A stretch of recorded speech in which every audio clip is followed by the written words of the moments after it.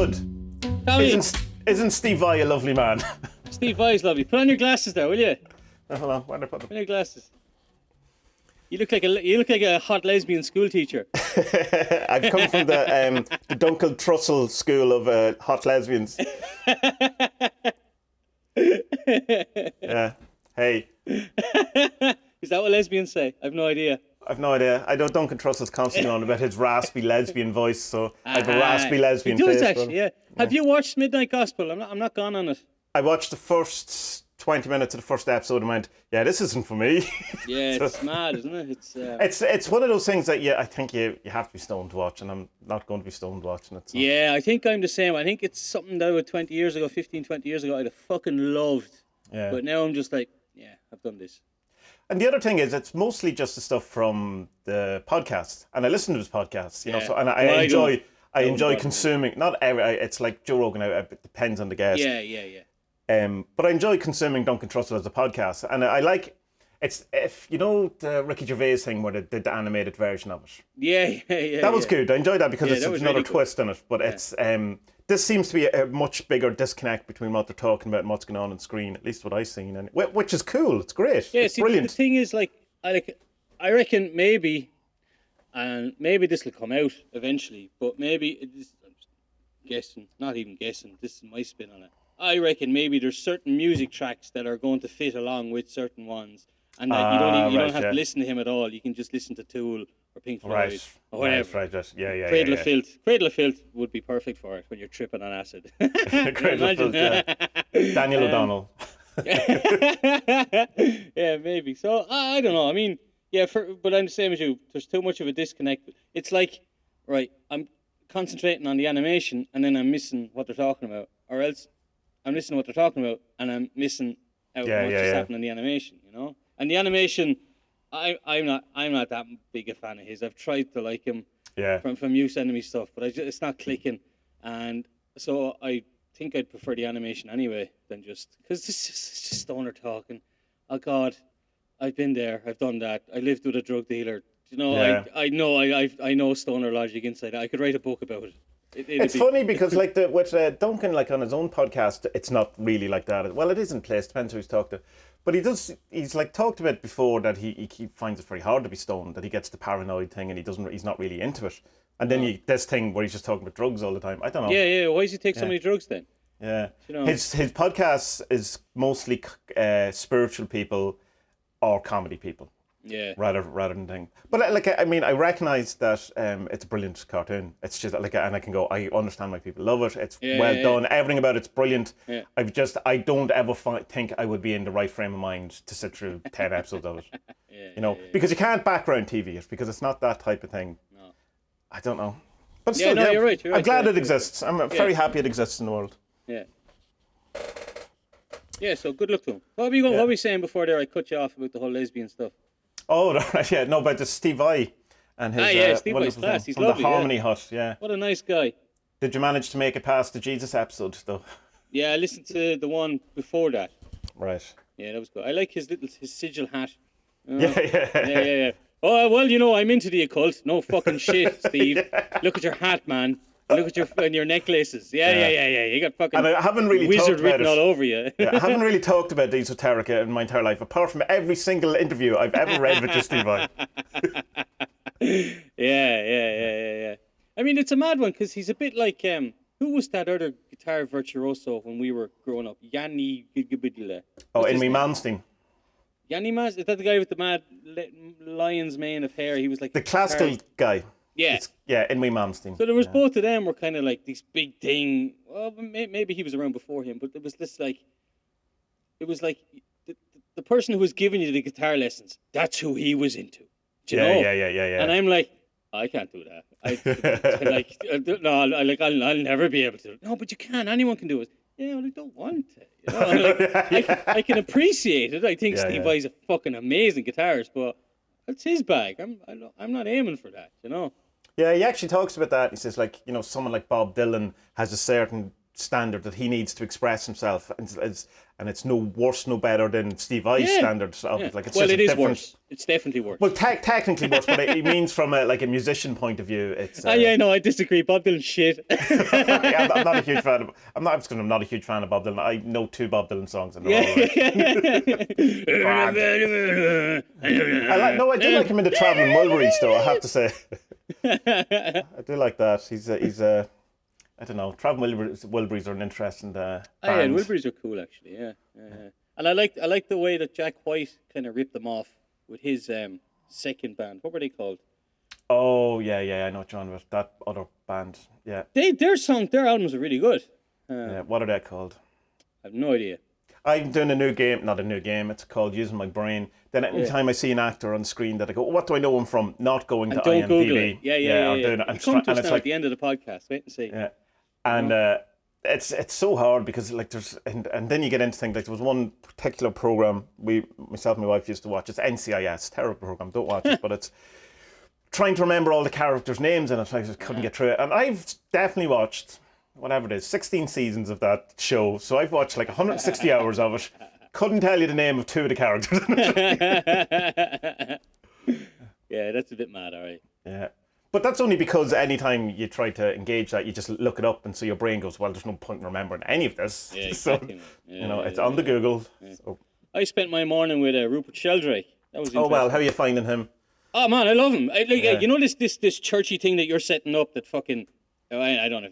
With that, Bill Drummond is the patron saint. Oh, yeah. I think Rupert fucking deserves an honourable mention here, man. Oh, yeah. You know? Well, I think I actually said cult, not church. So. Cult, okay, yeah, cult is better. Well, I don't know. I mean, maybe she'd look into the whole church thing with just the... Oh, the tax exemption. Yeah. Well, in America, at least, you know. Yeah. You know, that's where the big money is. Surely the Catholic Church isn't paying tax in Ireland. I would find that very hard to believe that they are supporting the rest of the country in any way. I wouldn't think they are paying. No. Oh, no, I think... Oh, no, I know how this works. There's income tax paid. So, as in the priest himself pays income tax. As in the priest pays his own income tax from the money he's given every week by the parishioners. But only the money that he's given rather than... Because there's 2 collections in Irish churches, isn't there? There's the collection to the priest, the church, and then there's the collection to the parish. Right. So I'm fairly sure the parish one isn't taxed, but the other one is. But he's not supposed to be allowed to touch the parish one. That money was just resting in my account. Yeah. You know that money that you count and you're the only person who makes a full inventory of it, yeah? Will you be honest with that and make sure that all of that goes to the right channels, please? Mr. Local parish priest who, no one is ever going to come in contact with again, like from the government. Sheldrake's cool though, man. I mean, I know like he's come up a couple of times in the podcast recently. But yeah, this morning I said, oh yeah, okay, I've nothing really lined up that I have to listen to, so I listened to a couple of interviews with him. He was on Russell Brand there, I don't know how long ago. When Russell Brand was in like a kind of radio setup. Oh right, was he? I don't think I have. That was pretty good, yeah. And Russell Brand didn't talk a lot, which was great for the interview. Interesting. Yeah. Because you're supposed to be interviewing someone, so let your man talk, and he did, and it was fierce interesting. You know, it really, really was. Yeah, I like him. I think the whole kind. I've read. What have I read? I've read 4 of his books, I think. Have you? The Morphic Resonance book, his actual one, I suppose, the thing, is I found it very hard to read. It's very dry. It's the most kind of closer to a scientific type book, but certainly not, because I know anyone who had a scientific bed would go, that's not a science book. But it's like, it's that kind of style. It's very just kind really academic. Like, yeah. Dry. So I found it hard. But his other one, The Science Set Free, or it's... Science Delusion, depending on what country you're in. Yeah. He says both terrible names, but that's what the publishers told me. He wanted to call it something completely different. That's good, and it's interesting. Like, I mean, there's 10 points he makes that, why science is a religion, and I suppose in a sense, or a belief system. Yeah. Scientism rather than science. And some of the things do come up, but when you try and Google it, especially have you come across that one where he says the speed of light isn't fixed?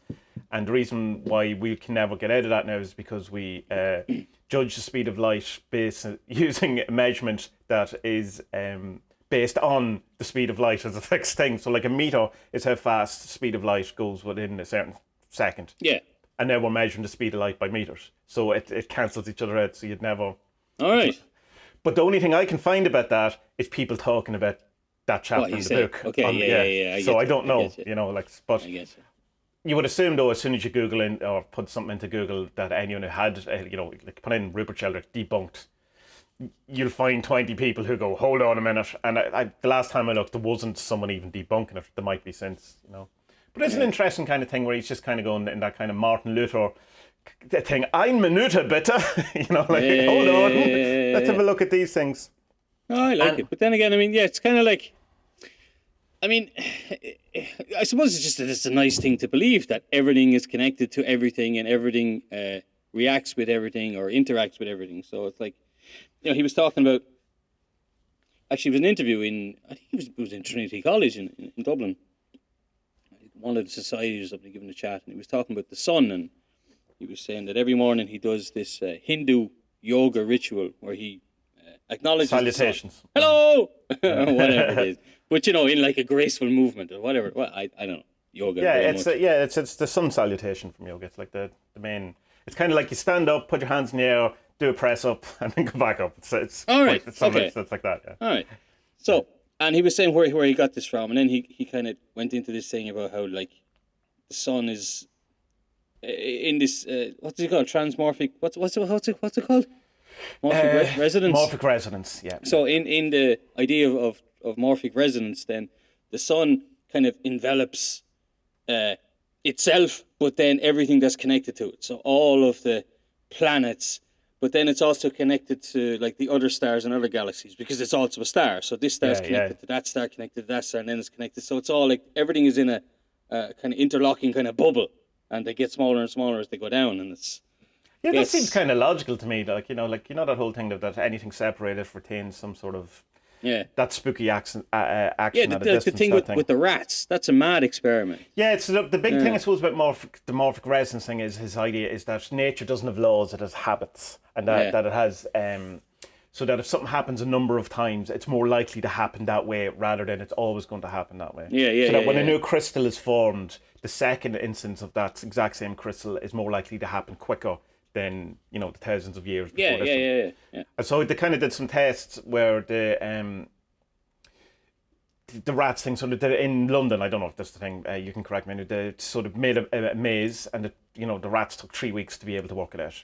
And then they left all those rats in London and went with the same maze to Paris and give different rats the maze, and they learned it in a week. More sophisticated rats, we must add.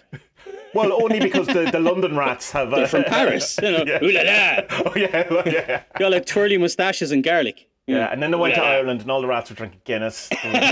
So I'm not getting anywhere near that maze.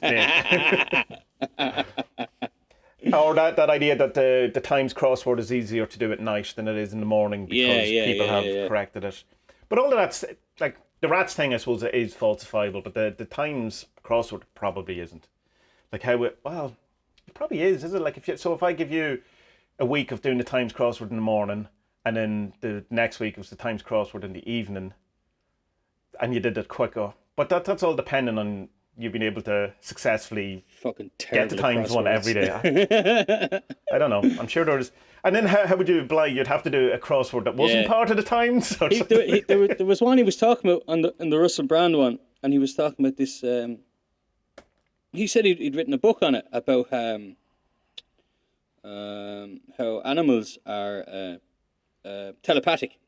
Oh yeah, the sense being stared at. Yeah. About dogs the dogs know when their owners are coming home. Yeah, dogs know when their owners are coming home, and like the owners would come home at different times of day. They'd come home in different cars, or else they'd walk in instead of driving in and stuff like that. And it's like, yeah, look, I have the data here.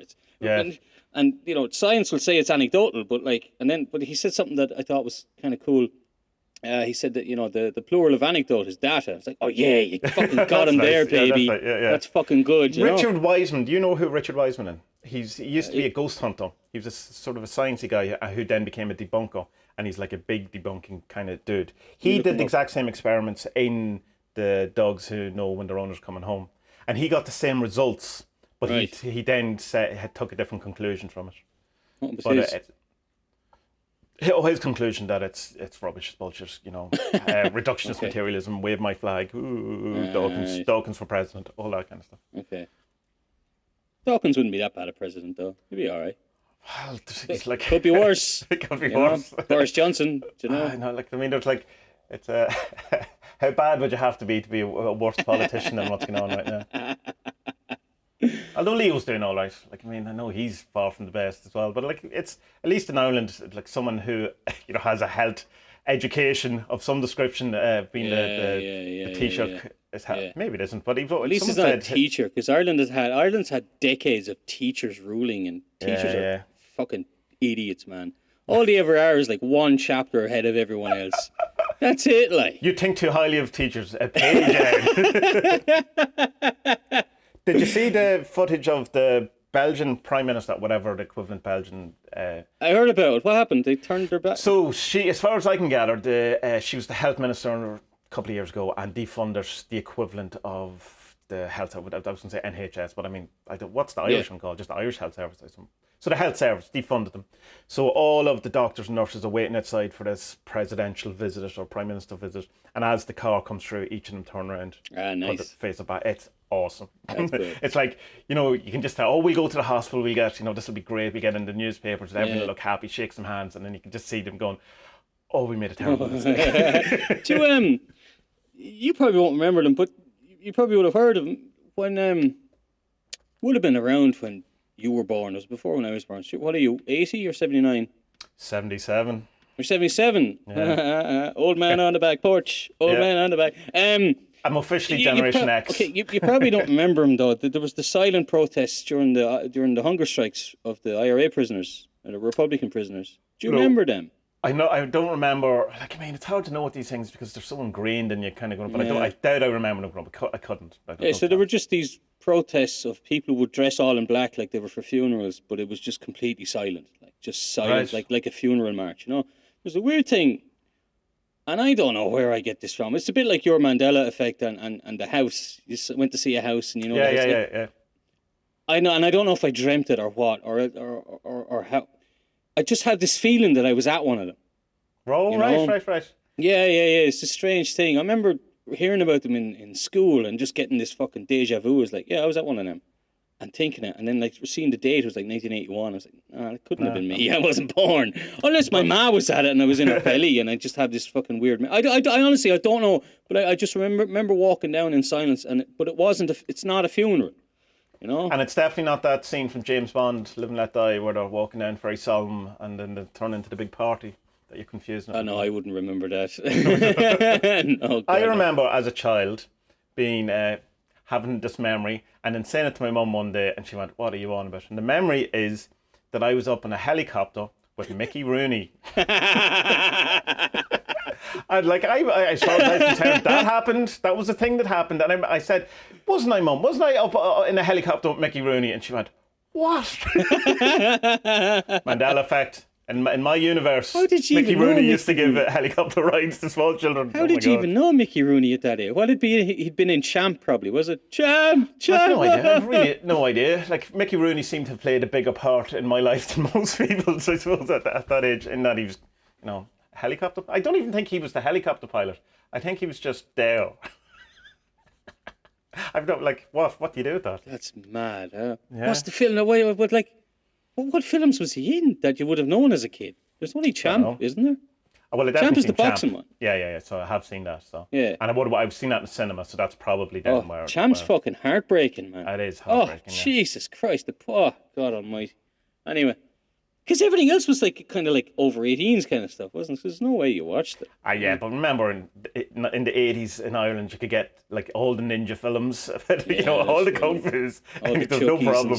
Yeah. No problem. What age are you? 9. Grand. You're grand here. This is for your dad. Yeah. American Ninja 4. That's the film for you. Yeah. So that's mad. This angel keeps bothering me, man. Oh, right. Tell me. No, she's not bothering me at all. In case she's listening. She's always listening. She's everywhere. I don't know what to do. She watches you masturbate. I like that, though. That's one of the benefits. Taking the sigils. Oh, yeah. Christ almighty. Yeah, we were talking on the Discord about something that had happened, because I explained it all last week. Yes.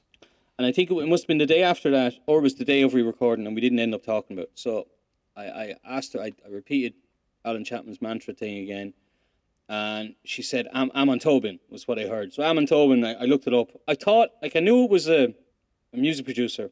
Okay. Is he DJ or producer? What would you call him? I don't know him at all. I've never heard of him. Well, he's brilliant, but he's kind of he's kind of like, who would he be like? DJ Shadow, but he's not DJ. It's a producer. Cut like chemist, producer. producer. I hate being called a DJ, so it's, he's a producer. A musician. Digital musician. Right? He doesn't play on one guitar. That's an analog. It's just a musician. Just a guy who makes music. Okay, so a musician. So she said, and I looked it up because I thought maybe that Amon Tobin he took his name from somewhere, you know? It's a thing, and I should look it up. And no, so I just put it on the playlist, listened while I was working, not much really happened. But that evening, then my mum was on the phone and she was barking to me outfit or whatever. No, her outfit. I said, I have to get out of here. So I went into the kitchen and put on and I was reading Alan Chapman's and Duncan, what's his name's book, and I put on some, The Urn, that one. Yeah. And, so put on some Pink Floyd and just nothing was happening. And I said, fuck it, I'll put on Thing again. And next thing, this video came up about, and it's a new one. It came out on the 16th of April, which is, I can't really give away, but it's an important date. Anyway, for me. And is that when you murdered your first child? Is it? That's exactly the date when I murdered my not my first, my favourite. Okay. Missing 411. I have the solution. It's a smelly, hairy thing, but it's not that not that tall. Yeah. It doesn't have big feet or any big appendages for that matter. Has a shock of red hair. Fiery as the gates of hell. So it has this video of this fella kind of casting off his work life, his suit, and he's running on the street. He gets naked, and then he takes his leap of faith off the White Cliffs of Dover. And then he lands upside down in the upside down land, and it's all good. So I was like, well, holy fucking shitballs. Thank you, Minerva. That definitely speaks to me. And I've had a couple of more things as well. Very strange, because... Well, share them. Come on. Unless you don't want to, and then don't share them. There was one or two... Oh, you're going to think I'm bonkers now. Jesus Christ. Do you know what podcast you're on? I suppose. So... the other day then as well, and it hasn't been coming in dreams, it's been coming in this thing that I've told you about. It's between the waking up and... a liminal state, is not what we could call it. So I just wake up and I just repeat the mantra and she just tells me whatever she's going to tell me, or I'm shown something or whatever. So in this one, she heard something, she said something like, I'll show you, or let me show you something like that. Ooh. So next thing I could see this...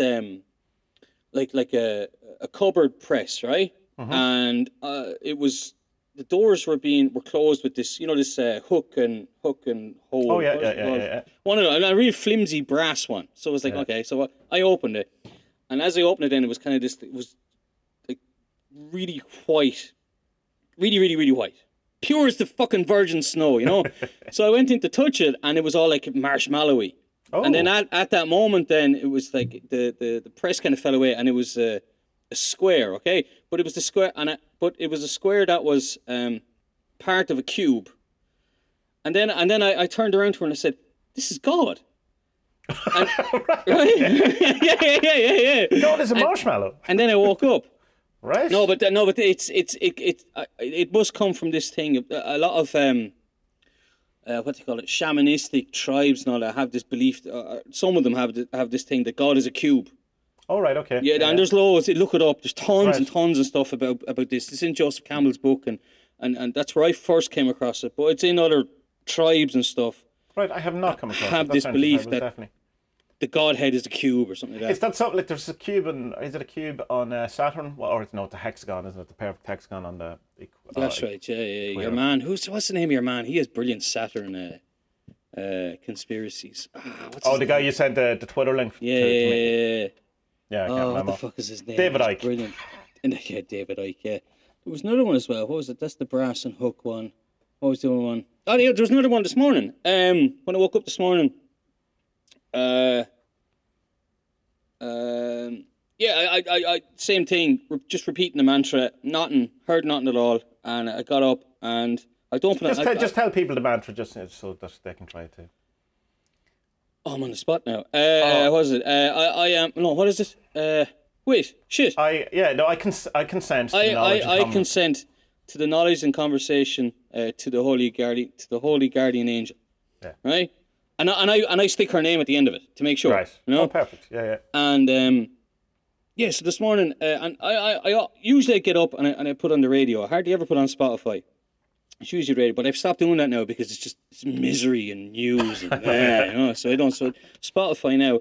So I went to Spotify, and the first thing that came up was a song by a band called Sun Ra, and the song was called Spud, You Are Awakened. Get this, Door of the Cosmos. Oh, come on, man. Pretty cool, huh? So I was like, wow. No, the song is dog shit, but you know. I don't like Sun Ra. Who's the other band with Sun? It's Sun O, isn't it? Sun O. They're really good. But yeah, Sun Ra is like this freeform, weird jazz. It's just muck, especially first thing in the morning. So, okay, Minerva, your taste in music. Sun Ra, freeform or jazz. I don't know. I'll check that out. Not really my thing, but yeah, maybe you like it. Yeah, and then I just kind of read into that and says, okay, so I'll go listen to Rupert Sheldrake. Yeah, because his new book, the book he's working on, is about our son, having a consciousness and being conscious. Right. Yeah. So it must be fairly recent then, the Russell Brand one, because that came up. It must be. Although, he could be working on it a year. You know, like it could have been set to come out before the lockdown, or maybe it is out because no, his last one is not. It's Spiritual Practices. I had another one. Right. A couple of days ago, Jesus, she was. I know, it's madness, man. You know, and she was protecting. I just had this vision. She was protecting the. You know, is it Romulus and Remus? Isn't it the brothers who founded Rome? The wolf thing. Yeah, you know the wolf, and they're sucking at the wolf's tit. It's fucked up. But she had this big shield, and she was protecting them, which was a bit mad. And have you googled that? Then is there a correlation? No. She's also the goddess of learning or something. I think you mentioned to me. Yeah, she's loads of stuff, man. She's like one of their main head honchos of the Roman gods. Like it's pretty mad. Did you ask her for a sigil? Did you do any of that kind of stuff? No, I didn't, and I'll tell you why. Because the first morning after it happened, what the fuck am I saying? The morning that it happened, first contact. Had to sign this contract. Set up a standing order. I had been working on this symbol for the woodworking stuff because I'm working on a new website to get that out and the woodworking, and I want to have something that I can stamp on the back of it that's going to be mine, you know. Yeah. And I've been playing around with this idea for a couple of weeks, and that afternoon I was on the laptop and I had it's like a triangle with what I'd been aiming for was a triangle with MW, so like Murphy woodwork, but the lines of the triangle and the W were all going to meet with each other. Oh, okay, so like it'd be a triangle, and all that really would be in it with a V. Yeah. But you'd be able to read an MW, and it just wasn't working, you know. So the young fella came over to me, and he stood beside me. He said, "Ta ta ta ta ta ta. Do a round thing. Do a round thing." I was like, "Oh, okay." So I did a circle, and he said, "Okay, now, okay," and then a line through it, like kind of curved. I says, "Cool, okay." And so then I made one of the bottom corners of the triangle kind of longer. Right. Like that. And then I incorporated the MW into it. And I says, "What do you think of that?" I says, yeah, that's it. So I left it out. And then one of the other mornings then, I did ask her. Yeah. I said, you know, is the sigil okay? And she hasn't said no. So right, okay. I'm going to take that as, it's fucking mad, man. That's mental. Like, it is mental. Great. Like, there's a couple of kind of classically, I suppose, ways of then communicating outside of those things. You could get into a pendulum if you want, if you have one, or you can just make one. They're handy enough, and kind of you can get yes or no or don't know answers from them. You can you pull out the Ouija board if you would. But that stuff that's spare. What did we settle on? Spare. The automatic writing. You should try that kind of stuff, or the drawing or stuff like that, because that could be fairly interesting. Particularly while you're in keeping the journal and all, like. Oh wow, you're a proper wizard. Well, I mean, so many people talk about doing this. I was like, okay, I better do it, because you know, like you do forget these things, you know. You do, yeah. So what do you think it is? Like, are you full woo on it, this thing? Or oh yeah, man, I'm balls deep on Minerva. I've three women in my life now, you know.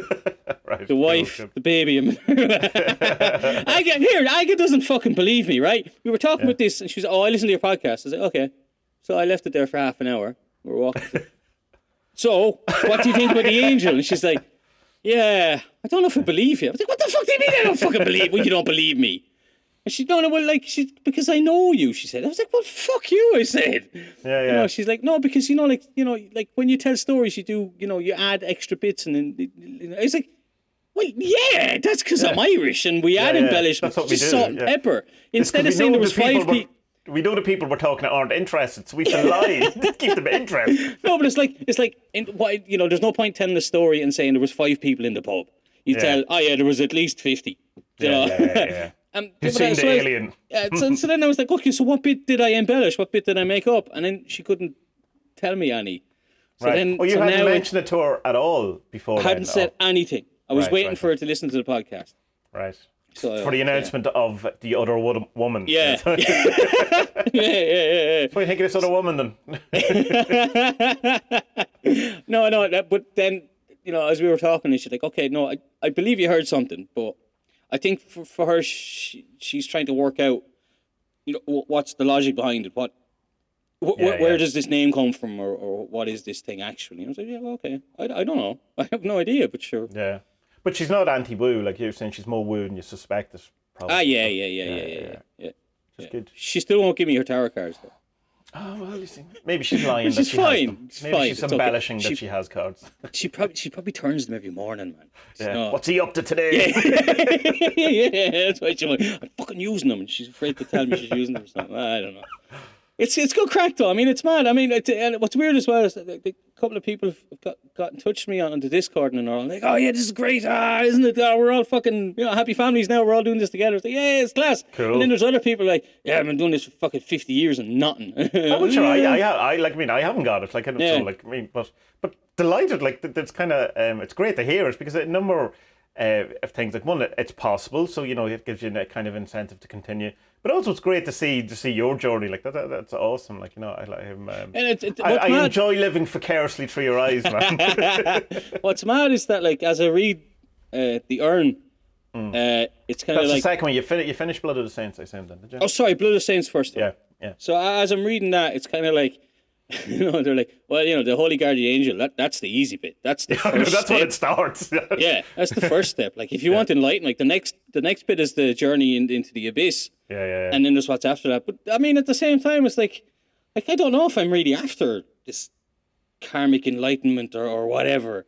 Like, I just you want say to that be. now. 3 weeks time, Spud comes in and go, I'm fully awakened. I'm an enlightened being. I am at the centre of the universe. I know all. Just ask me anything. I know it all. It's fine. No, but what I mean is that, like, I mean, I want to be more creative, more artistic, that kind of stuff. But also, more in tune with myself now. But I'm not after the sitting on a mountaintop. Yeah, well, neither is Alan Chapman and Duncan Barford. In fairness, I think. Have you listened to his Magier stuff? Magia, yeah. Like, God, he sounds miserable, doesn't he? He sounds what? He sounds miserable. fucking miserable. Yeah, that was the first thing, and a lot of people kind of come. It sounds like he's pissed off. To kind of say it. It's like, but let me see. What can I say about this? I'll put it this way. He sounds like he's in a trance, possibly, which might explain thing. But you'd have to ask Alan about that. No, I spent a lot about 3 months last year really delving into that kind of stuff, and particularly with a group of people as well, and we kind of really had a good look at it. Yeah, it's good stuff. I've listened to the first section. And I think it's great. I'm going to listen. I'll listen to as many. I'll get through all. I know I will. There's is it an analogy or when you tell a story, but it's really not about the story, it's about something else? An analogy? That's an analogy, yeah. Rather than a metaphor, which is just the singular description, isn't it? But there's another word I always forget. Anyway, there's a bit at the end. It's about a fishing village and casting out to get fish, which is lovely. It's really, really nice. It's very short kind of thing. Right. Yeah. So look forward to it. There's some great stuff in it. I mean, like what I liked particularly about, say, the Blood of the Saints, the Urn, and Desert of Roses is like really, really small. So it's not like you have 3 huge books. It's kind of the same thing that I got from Stuart Wilde. Is that it's kind of, well, I don't want to sit around here for 10,000 lives trying to get things. can I get this next week? Yeah, and how do I get it next week? Yeah. And you kind of go, well, like, oh, you can't do that. Why not? And then they go and do that. And do it, yeah. No, they're dead right. Yeah. But it's like, I mean, like enlightenment when we hear it. Well, for me anyway, the first thing I think of is a Maharishi, whatever they're called, sitting on the top of a mountain in fucking Kathmandu, off his head on hash, and he's at one. With Grant Morrison. Grant Morrison. And they're just, life is great and all that. And I don't know if I'm after that type of enlightenment. I don't know if I'm after any enlightenment. I just, like I say, I just want to be good at writing and some art stuff. And I want to be a good dad and a good brother and a good husband. But I think it is one of those things that, the chase for enlightenment and awakening or whatever, is that it's like that. Then you get it and it's like, all right, okay. Oh, now I still have to go to work. You know what I mean? That whole same thing of before enlightenment, chop wood, carry water. After enlightenment, chop wood, carry water. It's that kind of thing. Or there's another one about a mountain. Before enlightenment, it's a mountain. Then when you get enlightened, you realise what it is. And then after enlightenment, it's just a mountain again. Yeah. No, it's cool. I'll keep going, but we'll see. Like, I don't know. Yeah, it's fun. Fun, yeah. It's kind of... I'm trying to debate, I suppose, in one sense, whether you should have a plan for it or kind of go, or just see where it's going to kind of go. Because I know, just from talking to other people, that it can kind of fizzle out if you want, because you're kind of waiting for something to happen. That thing in Hellier where they do this big kind of momentum towards the end, as if something's going to happen, and then nothing happens. Nothing happens. Yeah, so it's just kind of like, should you, I don't know, have something in place that you kind of have a goal with or something? But I don't know, maybe not. I don't know as well. I've been thinking about that as well. Like what, but like, it's not like it's a genie in a lamp and I can ask for wishes around like that. And maybe have you asked for a wish? Yeah, but see, I'm like you. Like I don't want to be given it, and I want to get it for myself. Yeah, you know what I mean? That's why my life has been fucking arseways and done completely backwards. But at least I've done it my way. Yeah. It's like it would be the same with this. I want to know. It's not necessarily I want to say, right, the greatest song in the world, whatever is the thing, and you could hire in some songwriters and we'd sit around and have a great song. I want to see what's the best song. Yeah, I don't want to be Beyonce. No, how far can I push my abilities, or what can I produce, or whatever. Yeah, exactly. Yeah. So I don't know. I think it's like a spirit guide, to use like the Native American type of thing. It's just a bit of guidance. I mean, I'll tell you. Here's the perfect thing. Ask her what you should do. Yeah. Well, that is what I ask in like with the mantra, but also in the back of my head, I'm like, what should I know? Is there anything you can tell me? Is there anything I should know? Yada yada yada. Yeah. So God is made of marshmallows. Well, sure. I mean, fair enough. I mean, it's as good a story as any. God is fucking delicious. So is that why you created the devil in hell, so you get a bit toasty? Is it like this kind of... I feel a bit, maybe so, man. Maybe. That's a good one. Yeah. Right. Get on to this. Yeah, only 40 minutes into the podcast. That's a new record. We'll never get the 7 done. So you have been getting into the Kybalion, right? This is what the thing we're going to go with. And it's the Kybalion, I suppose, to me, is something I'm very aware of. I have read a while back, and I'm kind of vaguely familiar with it. But I kind of got put off it, I suppose, by the sheer amount of people who dislike it. And that, there is a thing, I suppose, in magic or in the cult circles where people like to have their stuff based in fact, and there's another kind of book called the Simon Necronomicon, which is pretty much probably written by Peter Levenda in the late 70s. And so it's considered a fake, but it's still, particularly with chaos magic, I don't think it matters if it's fake or not.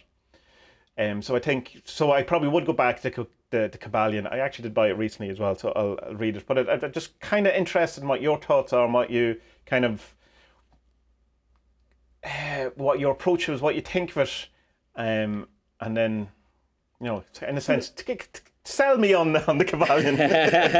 But look, it's I suppose at its most basic, it's 7 principles or rules that govern just the universe. Right. Yeah. And so, but some of these, like Crowley used to have, the one he used to say is as above, so below. Yeah. But in the Hermeticism meaning, it's that like it kind of goes from like, so the planets and suns the planets and the stars and the suns, they all act in this way, but also, like, we can get that down, like, humanity also acts in a similar way. Right, The right, fucking right. anthill acts in a similar way. So The it's atoms that make up the ground.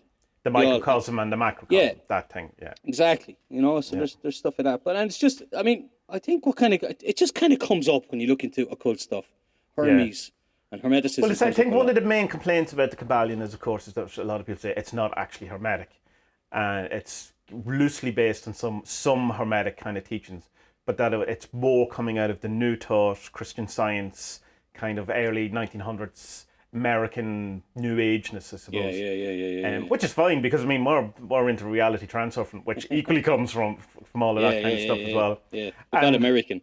Yeah, but no, we like the Russian version of New Thought. Yeah. I mean, look, but when I was looking up Hermes as well, so I got this a while ago, The Secret. Secret Teachings of All Ages, the Manly one. It's very badly written. Have you got this? I have it on the Kindle, and I think I have an audiobook of it as well. But I think there's a number of different versions. I think one of the ones that they're giving out about that I've seen on Amazon is that it was taken from wholesale from like when the internet started and people were typing in books and they're all terrible. I think the actual text of a couple of them is taken. Yeah, from and I'd say that's probably what this is, because there's loads of grammar mistakes in it. Right. Like there's a couple of places where sentences are in the wrong. Oh. Yeah, it's a bit mad, like, but whatever. But you like, I mean, that Alan Chapman book, what's it was called? The Urn, not the Urn, the Blood of the Saints. Yeah. Ah, Jesus, that's a mess. Oh, it's certainly a mess now because none of the URLs work in it at all. Oh, no, because there's a lot of words that are put together and stuff, and you have to. Oh, is there? Yeah. But anyway. Yeah, anyway, enough of that's incidental talk. He talks about Hermes here and where it comes from, because Hermes was okay. So if you go back far enough, then with Hermeticism, it's supposed to come from Hermes. I don't know what the fuck his surname is. It's mad. Trimiscigener. Yeah, and that means the thrice mighty.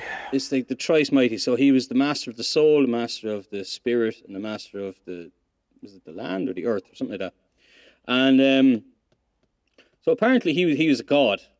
Or he became an Egyptian god, and whenever you see the the death rituals where where they're weighing up the heart, so he's the guy that's in the background taking the notes.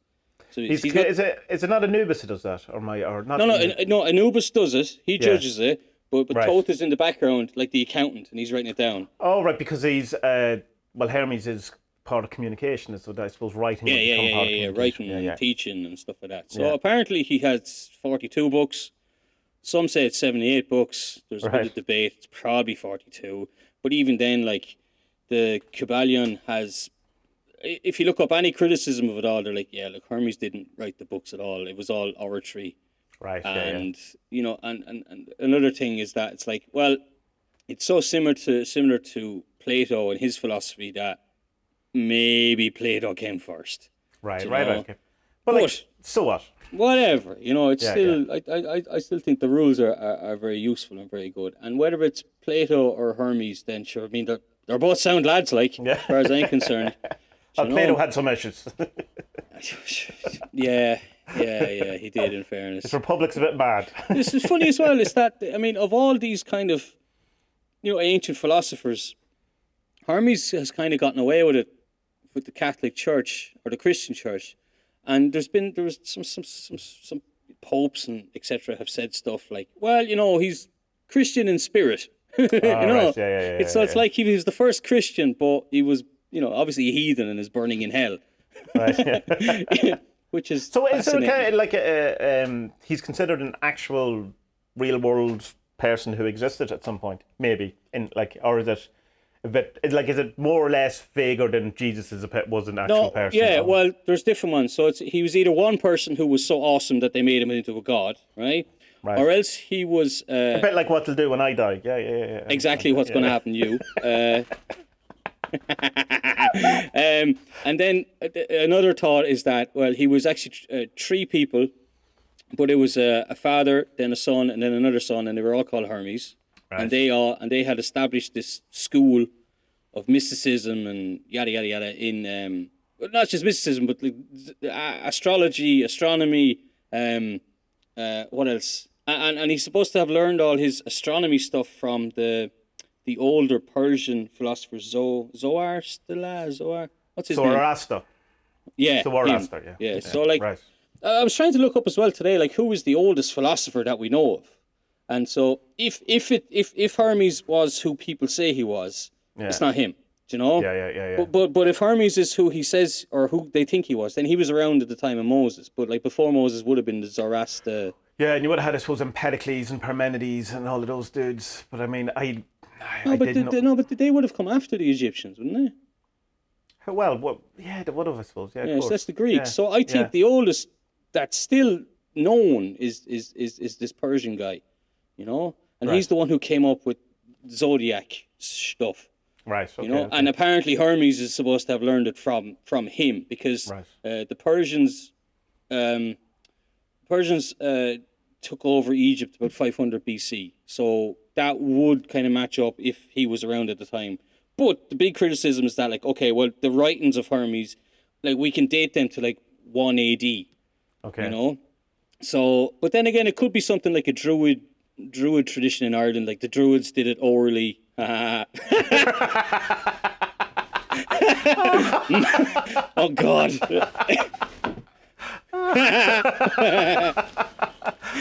Nice. That just came out. I'm sure it did. Sorry, love. Tenacious D, yeah. You shouldn't have fucked me so hard. So the Druids used to say it to each other using their mouth. Yeah, they would use words and speak to each other and pass it down through the generations of the people who went to the school, and then it got written down eventually. So whichever one you want it. That's the kind of history of it.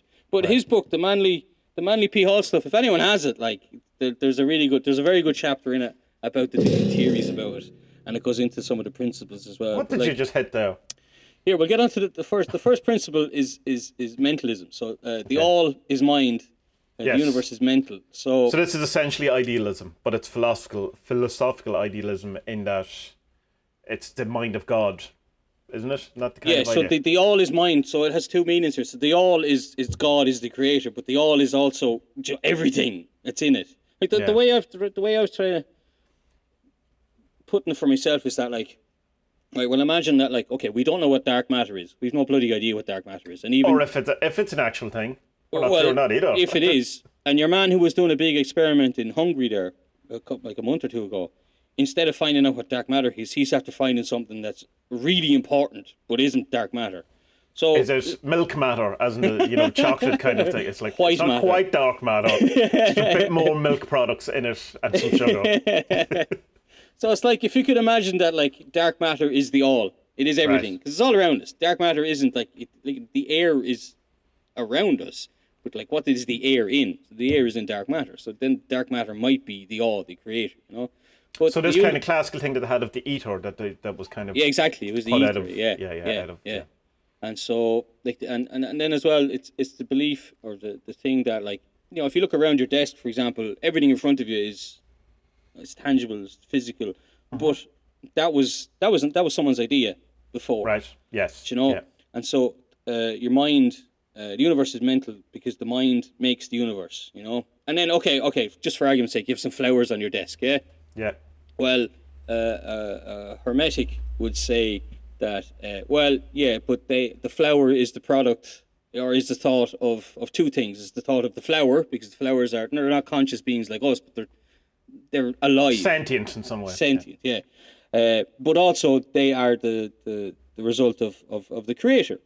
He made. So explain this to me. Is it saying that is it a matrix? Is that the kind of thing, or is it saying that there's some like, is there an actual tangible out there, or is it all, for want of a better word, an illusion or a dream or what? No, well, their thing is that we're all in the mind of the creator. Right. God, yeah, we're all, but it's not. It's real because we're here. Yeah. It's not a matrix. It's not like you're going to wake up and oh shit, everything's different. There are different planes of consciousness. Do I exist as something outside of this? What my perception of now? Like if you have a dream, and John's in your dream, it's like he doesn't exist outside your dream. No, it's like the Grant Morrison thing of that, like this God, this creator or whatever. It's we are his idea, but we're also part of him. Right. You get me? And Right, okay. the reason that we're real, and this is in the Manly book, or Manly P. Hall book, is that when God created man, man saw his reflection and went, "Oh, I like that," and then became mortal. So, Right. it was Which by, is strange because talking about Alan Chapman, his kind of assertion is that man happened because it seen the creator and went, "Oh, I don't like that," and turned away and made a Okay. false conclusion That's about it. So I mean, but interesting. I suppose it's the same. It's a turning away from Yeah.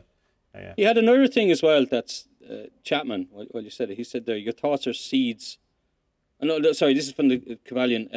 Your thoughts are seeds. Plant positive seeds in your mind garden. And Alan Chapman uses this metaphor of the seed a lot. Seeds, you know, yeah, you are yeah. a seed. The seed knows how to grow and how it wants to grow. So, like, To nourish become the it. tree that becomes the forest. Yeah, All that stuff. Yeah. So that's the first one. It's the easiest one to think of. Just and it's as well to think that, like, you know, everything you experience through your mind. Like, even though you touch it, even though you touch something, like, you only feel it because your mind tells you to feel it.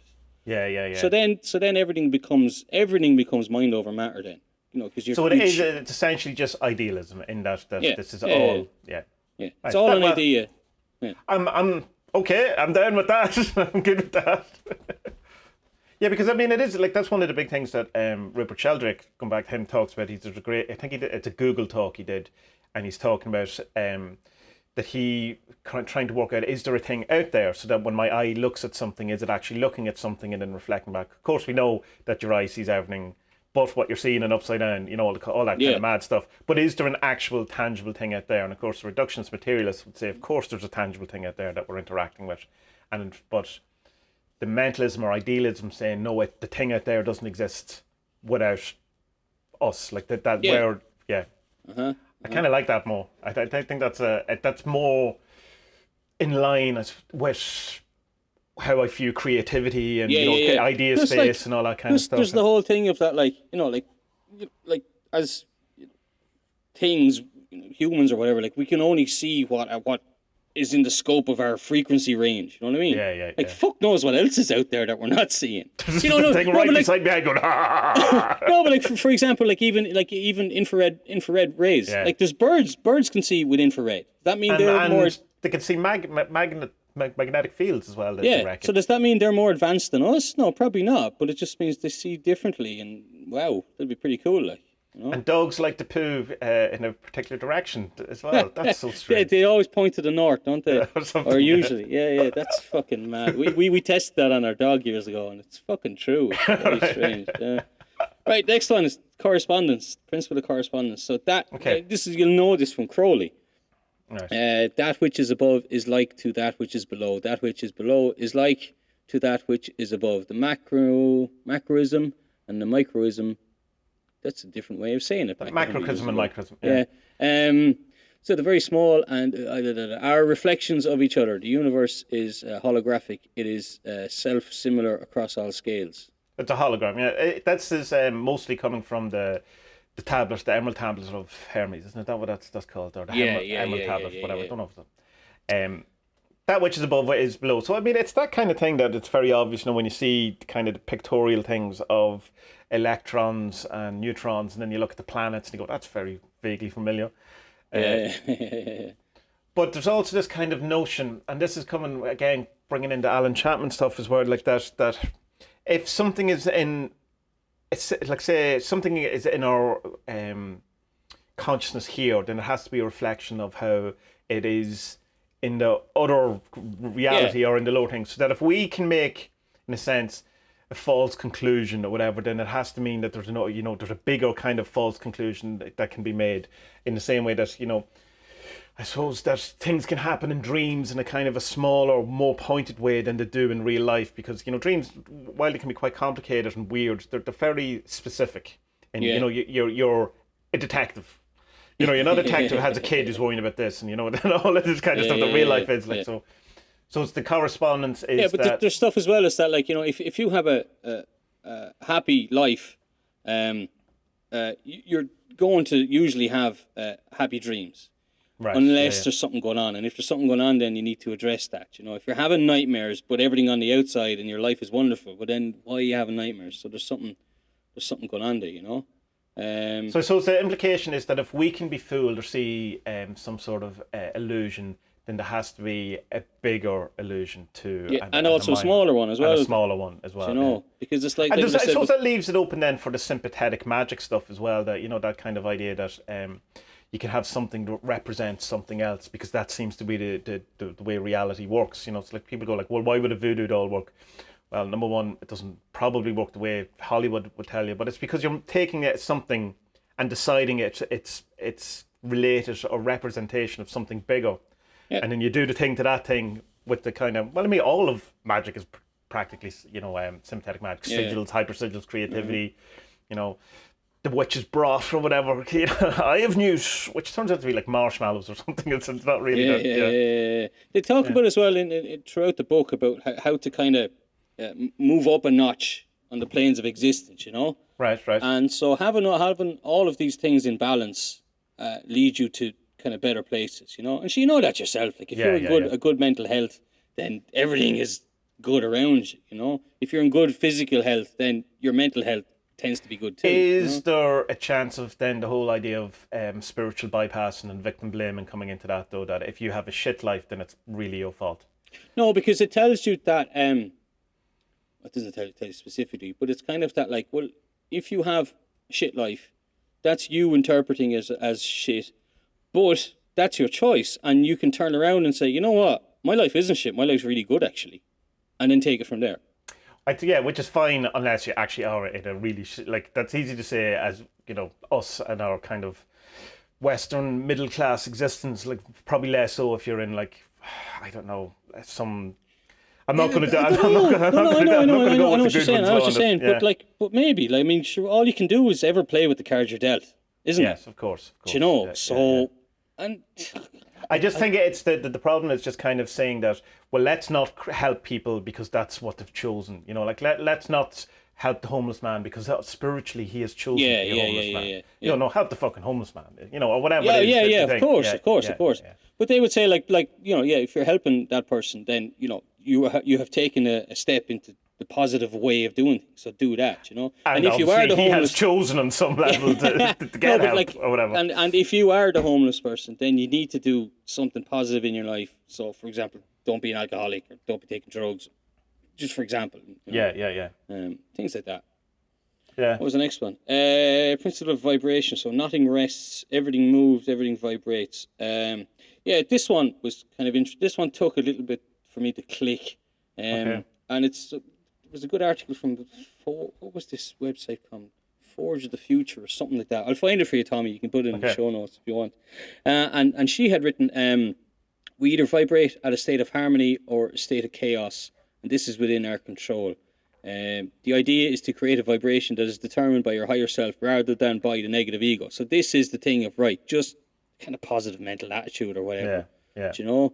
And that, but as well, because everything vibrates, then, like, we're all connected, like the Rupert Sheldrake thing. You know, we're all somehow connected by these vibrations, and vibrating at a higher level, then you'll achieve more or go on to more, you know.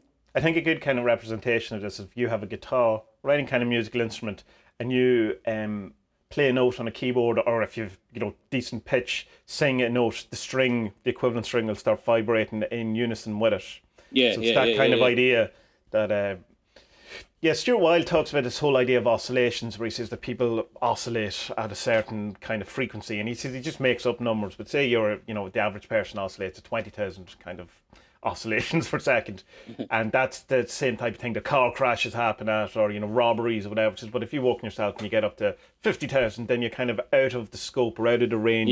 You don't vibrate with that string. And I mean, that you go, well, that's very new agey kind of thought. But then you think of pendulums, and it's the exact same. It's you no longer vibrate with the pendulum. You don't swing with it. You're not kind of in its vortex. It's the same. It's like, I know it's another cliche. It's like everyone's saying the same thing with different words. Well, think of it another way as well. It's kind of like, say you want something, let's say you want good health and your health's in a bad way, you know. Yeah. Now obviously you have to do something about it, but they would kind of say is that right, you need to stop looking in the mirror and saying, fuck, I'm going to get old and die of cancer. You need to say, actually, I'm not too bad for my age, but I can get better. So this is positive. And so this idea takes on a kind of vibration, but then you need to tune your body into that vibration for it to work in harmony, you know, and get balance. And then, you know, if you work on yourself, you're obviously going to get healthier. You know, stop smoking. And you to be careful, I suppose, that when you're working on health, your focus can actually be on the bits that aren't healthy. Like Alan Watts talks about that an awful lot, but not an awful lot. In one particular lecture where he says that, you know, that if you're working on feeling beautiful, whatever, you're constantly looking in the mirror and seeing how you're not. So it becomes an affirmation of lack rather than an affirmation of positivity. So it's just, you know, it's again, drop the importance on it, but, you know, still have it as a kind of a thing. It's a tough one though. It's kind of like the luster result, you know. Do not think about that thing you want. that you need, that you want. Just don't think about it. You know. But I understand, like the more you know yourself, that when you know, if you've like, the more attention you give something bad, the bigger it seems. Like, you know, it gets blown out of proportion very quickly. Like, particularly if you're a drama queen like me. Oh, my eyes! Oh, I'm dying! Yeah, how many fucking videos have you done about your eyes at this stage? I know, yeah. Jesus, even I'm bored to death. Here, the next one I did like. This one clicked straight away. The last one was a little bit harder for me to get in the book. See, and the book as well, it's, you know, it's written, it's 100 years ago. And it's written kind of airy-fairy 100 years ago. It's like, what? What's he on about here, you know? But, next one is polarity. Polarity is good. This one's an easy one to get because it's like, let me read it here. Everything is dual, everything has poles, everything has its pair of opposites. Like and unlike are the same, opposites are identical in nature but different in degree. Extremes meet, all truths are but half-truths. All paradoxes may be reconciled. So it's kind of like... all stories are true. Well, yeah, everything is true because that's, if you want it to be true, then it's true. But as well as it's that, like, okay, so, you know, hot and cold, they're opposite to each other. No, they're not really, actually, because if you look on a temperature gauge, one is just high and one is low. And where when does hot become hot and when does hot become cold? And that's down to your choice. Of what you want to believe, you know, or your physical makeup. I mean, to humans, it's very different to a polo bear. Exactly. And there was a really interesting part of this, I thought, when they're writing it, and it reality transurfing obviously comes from this as well, and it's that your emotions. So negative emotions lead to more negativity in your life, more anger. Being angry leads to more anger, etc. More hate leads to more hate. Stuff.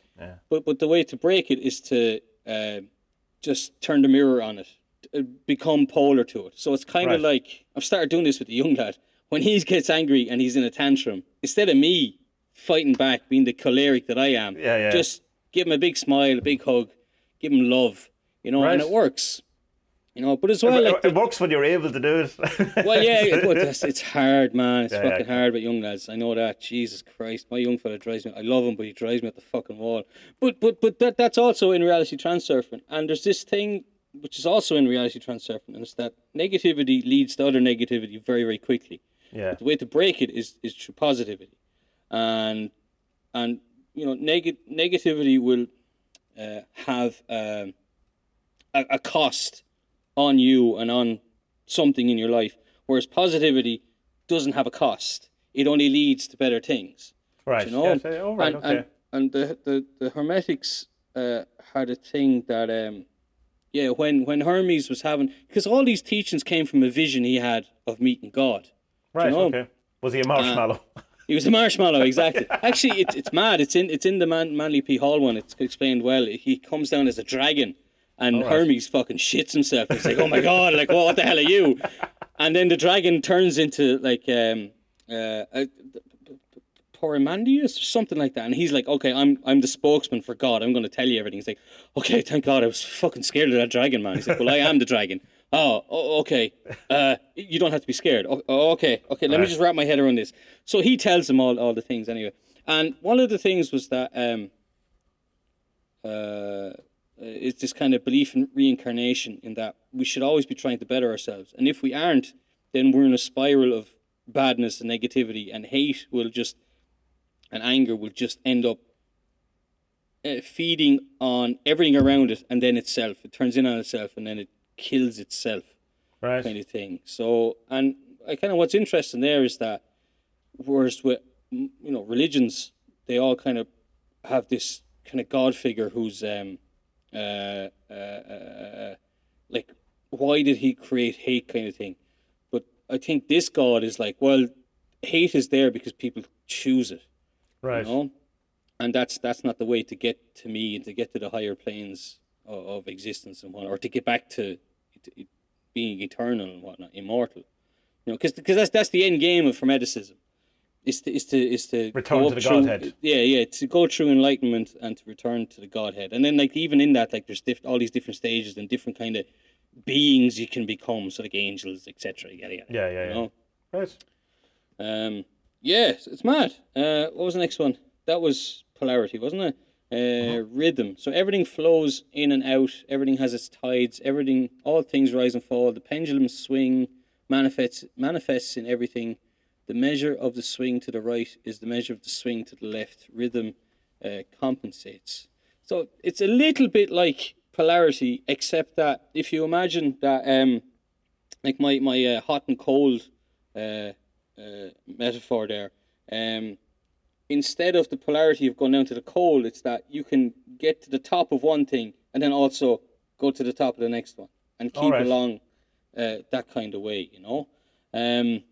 Is it also saying, though, I suppose, is it like the whole thing of there's seasons in your life and there's all that kind of stuff, or is it a completely different, like saying, like tides, like, is it saying sometimes you've good times, sometimes bad times, and that's to be expected?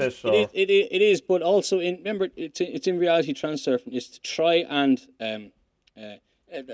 not be detached from your life, but it's to kind of live your life as a witness seeing your life, Right. And instead of giving in straight away to anger, kind of just wait another second and kind of try and process what's going on before you get angry. Like, you can still get angry, but know exactly why you are, instead of just giving in. It's your choice rather than it being a loose automaton. So the thing is to try and stay. The lady writes again. The idea is to stay even-minded, whether you have profit or loss, pleasure, pain, sickness, or health, victory, defeat, rejection, or praise. So it's just kind of to see that, okay, look, things are bad now, but maybe tomorrow it'll be all right, because we're going to have good times and bad times, but to try and stay level-headed about it so that you can experience it the best, I suppose. Yeah. So it's if you're having a bad time, not to jump to the conclusion that life is shit, basically. Yeah. Because tomorrow it'll be grand, And then the next day it mightn't be, and that's fine too. Yeah, it's fine too. Just know that, there's more to it than what you're experiencing, and try to experience it that way, more objectively. Maybe not objective isn't the right word, but more like a witness to your life. Experientially, or whatever way that's it's like instead of being reactive all the time, kind of just say, oh, okay, why am I being reactive, or what's the best way to react in this situation, rather than just like, there's only one or two left, isn't there? Two left. The principle of cause and effect. So every cause has its effect, every effect has its cause, everything happens according to law. Chance is but a name for law not yet recognized. There are many planes of causation, but nothing escapes the law. What do you make of that? Well, I suppose this is where we get the kind of weird idea of karma, I suppose. Like, technically karma just means when you do something happens. Yeah. Whereas we've kind of, in the West particularly, have turned it into, if I do something good will happen to me. If I do something bad, it's going to come on, which is not the strictest speaking, but it's not what karma is. But that's Hollywood karma, isn't it? Well, it's one of those weird things, because that's when we say karma, that's what we mean now. So it's not, I can't go to that's actually your wrong use of karma. Well, more people use karma that way. Yeah. So which is right, but I suppose traditionally karma just means for every action there's, well, not necessarily an equal but opposite, but for every action something happens when you do something, and that's just the way it is. Something will always happen. Which I think that's just what's been pointed to here, is it? Yeah, exactly. Yeah. But it's not determinism or destiny or anything. It's not saying that it's already been decided, or is there a suggestion of that, right? No, it's saying that, like, we all have, there is actual free will, and you have a choice how you want to see the world and how you want to master the world. And the thing is that, like, the first thing to master is your mind. Once you master your mind, then that's the key to unlocking everything else. Okay. And once you get that, then just the fucking there's no limit to what you can achieve, because you know you and you know yourself and you know everything about yourself in your mind. Like, I mean, none of us are there. Like, that's fucking enlightenment properly, you know. Yeah. The lady says the average person in the world is an effect, not a cause. They are an effect and victim of thoughts, feelings, opinions, yada yada. The master rises above all and has a great deal of mastery over these things. The key for most people of the earth, on the earth plane, is to gain mastery over your mind, which will lead to mastery over your emotions and desires, and also mastery over your physical body and appetites. I really like that line. Most people are an effect rather than a cause. That's awesome. That goes at kind of in what. Remember all the videos I was making? Remember when you were allowed outside? Remember years ago when you were allowed outside? That, yeah. And I was just talking about, you know, do I exist as a person? And it's kind of that kind of thing of like you're just reacting to loops and thoughts of just other people and different things. Like, so that in an effect, you're just being an effect. Yeah. That's great. I really like that. That's something you could go, oh, I could work with that. It's like there's some. I think the reality transfer would be frailing. And frailing is getting people to do what you want them to do. But by being like, but the reality transfer thing is, right, I'm going to make you do something for me, but I'm going to give you something first. Right, okay. Kind of thing, you know. No. It says in the Kybalion as well that, like, I mean, this can be used for not good things. Right, okay, yeah.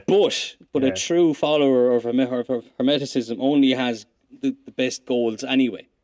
You know? What is that? The Star Wars thing? A Sith never deals in absolutes or something? What's that? Oh, God, yes, something like that. God knows. I don't know. Jedi it is something like that, yeah. It is something like that. So, like, a true Hermetic or follower of Hermes doesn't use these, you know, skills he has for bad. A true follower of Hermes is a good boy. You wouldn't do anything wrong. But I like it as well, because it's like, right, once you master yourself, master your mind, master your body. Once you have those simple things out of the way.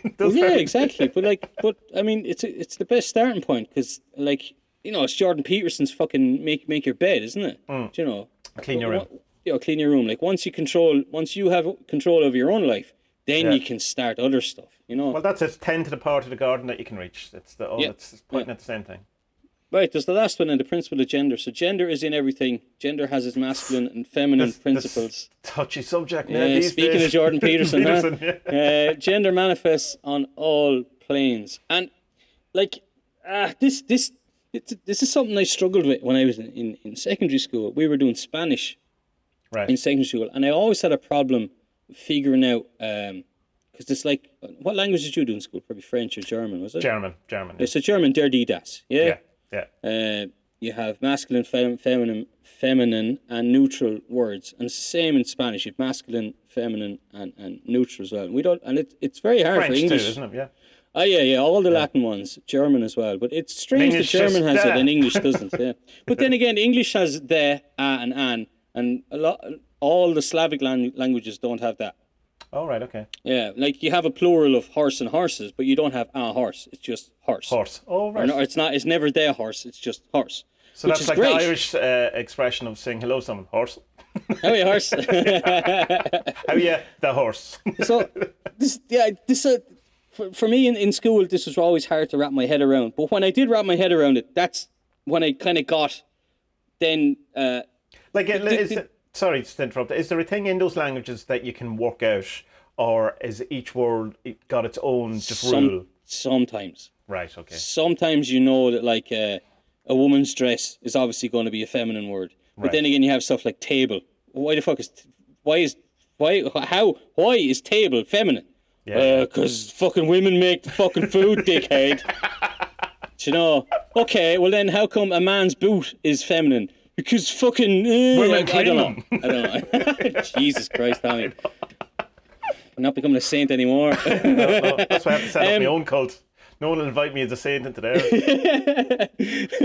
But once you do get this idea and you're familiar with other languages, then this is a lot easier to understand, you know? Because you can see, okay, now I get where they're coming from, that there's a male and female in everything. And it's like, kind of like yin and yang, I suppose. You know, there's an element. Is it the idea of like that the male principle is the that thing which goes forth, you know, which like in a sense ejaculates out into the world, you know, puts forward, goes to, and where a female thing is a receptacle, or is a kind of a, is that the idea? Yeah, there's part of it, but they really stress in the book, like, this has nothing to do with sex. This has nothing to do with sex or gender. Just nothing to do with it. But it's kind of like a female principle or feminine principle would be she's the thinker, while a male principle is the doer. Right. You know? Yeah. She's the smart one, really. Right. Yeah. Oh, you know?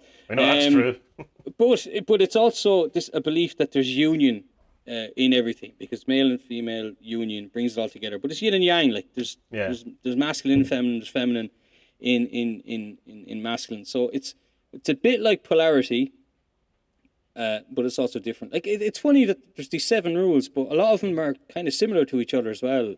Yeah. But that's probably just to prove the point. Yeah, but that's probably just to prove the point that these are all related to one another and can help. I mean, look, I don't know. To sum it up, I think if you could master them and live your life according to them, I think you'd be a wonderfully human. You know, if you could do it, and regardless of if an Egyptian god came up with them or someone copied them off of Plato's teachings or whatever, it doesn't matter a fuck. Like, you know, I mean, I think they are. There's a lot for anyone to take away from, and I think what I find most interesting is that philosophies that have come afterwards and religions that have come afterwards, there's all bits of this in it. Yeah. You know, and if he was who they claim he was, well then he was right back there at the very fucking start of all this stuff. You know, which is it fucking blows my mind that, like, could you imagine that, like, one man writes. Let's just say he wrote 10 books. Like, he writes 10 books, and that has filtered into all of the major religions since then. That's insane. Like. Imagine having that much power. Yeah, and I mean, and I guarantee you, most people don't know his name. No, probably not. No. Or would have a vague know what kind of Hermes is in the sense of the, you know, Mercury, the kind of the guy who looks like the Flash. You know, yeah, I mean, will you go into more into Hermeticism, or are you kind of? See, I think my problem with Hermeticism is I think what happened was I kind of conflated it with Gnosticism for a long while and then I was kind of, oh no, it's a completely different thing. Yeah, it was the other way, because it would be Gnosticism would come from this. Gnosticism is this mixed with a bit of Christianity. Yeah. Or no, maybe not a bit of Christianity, like the actual Christianity. You know, it's what Christianity is supposed to be. Yeah. I was looking up more about those John the Baptist people. They're fascinating, and do you know why there aren't many of them? Well, they don't like to. No, they like to have sex. Obviously, they're human, but they don't like to make life, because they see that as trapping the light. Yeah. I've come not across cool, that notion before. Yeah, the Gnostics like, a cool idea. That here is hell. This is a trap. So don't make any more of us. Yeah. They have this belief that the God who made the universe is a fuckwit, and everything is a mistake. Everything's a mistake. What's it called? That's the demiurge. Yeah, that's funny, isn't it? Yeah, it's the god, and then there's Sophia, which is above the demiurge, and then there's the god above God and all that stuff. It's interesting stuff. But it's I really like Gnosticism, but it's mostly when I'm in my most nihilistic mood of like, this is shit, isn't it? Yeah, fuck it all. And then when I'm in a good kind of positive, happy mood, I go, oh no, it's not. Please don't be true. I don't want that to be true. Yeah. I mean, what I like about all of these ancient ones is that, like, is this thing about reincarnation, and as well, now that I know that the early Christians, and not just the Gnostics, like what became the Roman Catholic Church, they taught it as well. So maybe there's something to it.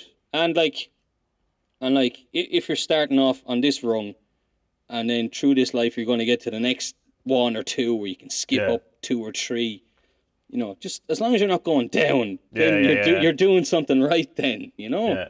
And does the Hermeticism allow for going backwards too? I assume it does, doesn't it? Yeah, that's all the negativity stuff. Yeah. And then the negativity, it goes down so much in hate that it just eventually consumes itself and kills itself. You know, but the way to get up is love and happiness and peace, and just be nice, man. You know? That's all it is. Nice. Like, you know, be nice, we'll be fine. But as well, like, to challenge yourself and to keep learning, and to I mean, what's mad about it is that, like, there's all these conspiracy type of stuff that like the apparently the Masons, they worship Hermes and they worship his teachings, and they have like the inner fucking secret stuff that no one else actually knows about. Mandy P. Hall writes that. Now I know his book's 100 years old, but he says that like the closest guarded stuff, that's the Masons have that. Right. And there's a few other people as well, and he suggests that there's a bloodline from Hermes. Great stuff. No, man, I love that, man. I love that it, but it's like, yes, nonsense. yeah. No, but like I'd go as far to say, okay, then maybe the Masons fucking know something, all right, because that's an ancient order of just madness, you know. What we think we know about them. Ancient-ish. Depends on who you believe. Well, yeah, that's true. Very new. So which do you prefer, having spent time at both, or does it matter, reality transurfing or the Kybalion? Like, what you think is... I think probably reality transurfing, to be honest, because but like if you know these 7 principles, then a lot of reality transurfing comes from that, but it just expounds on them and adds other things as well for more kind of a modern take on it, maybe, you know, I think. But then again, I mean, it's a smaller book, the Kybalion. yeah. It's just, I suppose, with the Kybalion, with the principles, it's probably easier to explain the principles of reality transurfing because they're, you know, they're more, there's more in it, like, rather than with the, as we were saying about the 7 principles of Kybalion, it's like, they're very similar, all of them, so it's like, so how is that different? Exactly. Whereas, you know, pendulums are very different from frailing, which is very different from renting yourself out or whatever that. I like the book though, and I think I'll come back to it every now and again and just kind of refresh myself. Same with reality transurfing, because every time you open a page on it, you'll remember something that you might have forgotten, or else you'll. I don't know. It's just kind of good to have a bit of philosophy in your life to make sure that you're not being a dick. Yeah. You know. Sometimes you have to have a check on your life to be like, yeah, I'm acting like an arsehole. What the fuck am I doing? Or even if if you're in a position where you don't know what to do, or whatever, you can go, well, what would the Kybalion say here? What would the reality transurfing say here? What would, things that, for the most part, seem to be helpful, if you're stuck in a thing. And like plus as well, like there's like if you read any modern philosophy, or like I listen to the odd philosophy podcasts and all, and like the stuff they talk about, it's still like. Philosophy hasn't changed. It's still like, why are we here? Which is what it was 5,000 years ago. What am I doing here? How do I be a good man? Is there a point in being a good man? Well, what's the fucking point? Like, it doesn't change. So I'm just a fan of that anyway. The more you know about this stuff, the more you can question, the more you can ask of yourself, the more you can improve on yourself. It's just, that's the point of being here, isn't it? Just try and better yourself every day. Or if you're not into any of that, don't do that. That's fine. Or just go to Pornhub and fucking wank yourself into an early grave. Whatever. I don't care. Bye-bye!